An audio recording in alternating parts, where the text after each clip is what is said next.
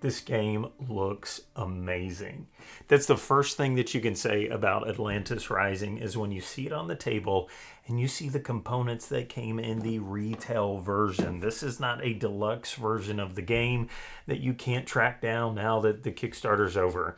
Now, they do have one of those, but what I'm looking at is the retail edition of this game. That whole B-roll shot opening trailer sequence was all off of the stuff that you're going to get if you go buy the second edition of this game. Elf Creek is doing it right. I mean, everything that they've got on this table looks absolutely amazing. But how does the game play? That's what everybody wants to know. Now, on this channel, we do a simple buy it, play it, hate it rating. Green means go buy this game and add it to your collection. White means maybe you wouldn't buy it, but you definitely play it. And then red means don't buy it, don't play it because you hate it. Atlantis Rising, the second edition, gets a green rating from me. If you like co-op games, this one needs to be on your shelf. If you like player powers, if you like the ability to have to orchestrate and organize and pre-plan what you want to do when you want to do it and then watch those plans fall apart, this is definitely the game for you. Now, Atlantis Rising, the theme is that we have neglected our ancient gods for years and now they are angry at us, and so they are going to make our beautiful Atlantis island fall into the sea. So our only way is to escape. We got to get out of here. And we do that by building this crazy cool machine. And so they give you this cool dual layer board that you are going to place down all these tiles on. And once you build them, once you build all of them, then you can build the center core, the power core. And once you do that, then you're able to get off the island and survive. The problem is it's going to take a lot for you to get there. Now, a basic turn works like this. At the beginning, you get to plan out with all the hopefulness and optimism there is. You get to plan out your turns on what you want to do. And then once all of your people are placed out, then you have to draw from this terrible, aptly named Misfortune deck.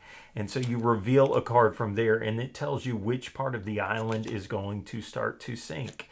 And if any of your pre-planned optimistic people were on that portion of the island, then they go back and you don't get to use them. Unless, of course, there's some kind of special ability that you have.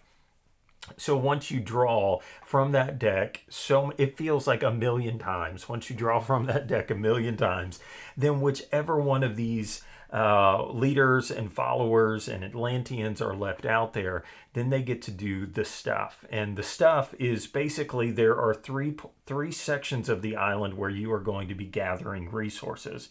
I think it's ore, gold, and crystals. And then the other half of the board is one is a conversion location. So you take your ore and you turn it into whatever this cool metal component is. So you get this metal. Or the other location is you're going to get these library cards, which I feel like are so pivotal to the game. And these library cards let you break the rules. You get to do something special or get to roll again, or maybe move your so-and-so after a tile got flooded. There's all kinds of cool things that are in these library cards. Or the other thing that you could do is get more followers. And so you can get more. I think if you're playing 4 to 7, you could have up to 4. Don't quote me. I'm not going to say numbers. But you get more of these Atlanteans that you're able to use to put out on locations. That's super duper important. Now, each one of the players at the table are going to have their own special player ability. So think Forbidden Island, think Pandemic. There's something special that you get to do as that player. And so there's 2, 4, 6, 8, 10 different players that you could play as. And they have different artwork on each side. But the players are the same, or at least their abilities are.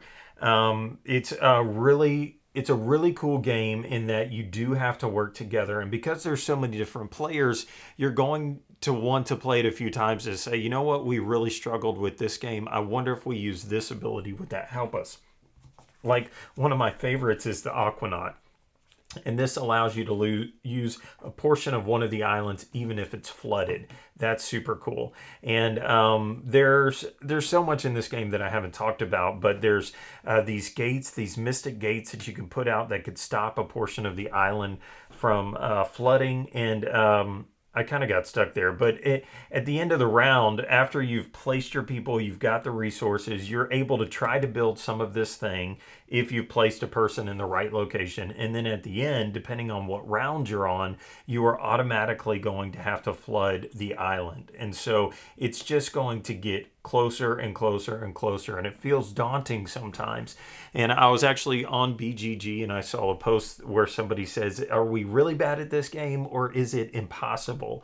And in any co-op game, I think if you get beat 2 or 3 times, you're probably going to say, this game is impossible, it's too hard, whatever. But if you stick with it and if you play with the right people, then you're going to start to figure out, okay, here's some things that we need to do and here's some things that we don't need to do. And if we want to make sure that we're going to get something this round, maybe we should have maybe a library card in our pocket to make sure that we're going to do that, or a leader in the right location to do the thing. So if you work together and you kind of learn some things about the game, you're going to find that it's not as difficult as it seems. And they actually include in the rules ways for you to make it a little bit harder if you want. So that needs to give you a little bit of hope that if you learn how to play the game super well, that you could actually make this game harder and then still be able to beat it. I am wowed by the components of this game. I am wowed by the gameplay of it. I think that it's fun. I'm so excited that they brought this one back.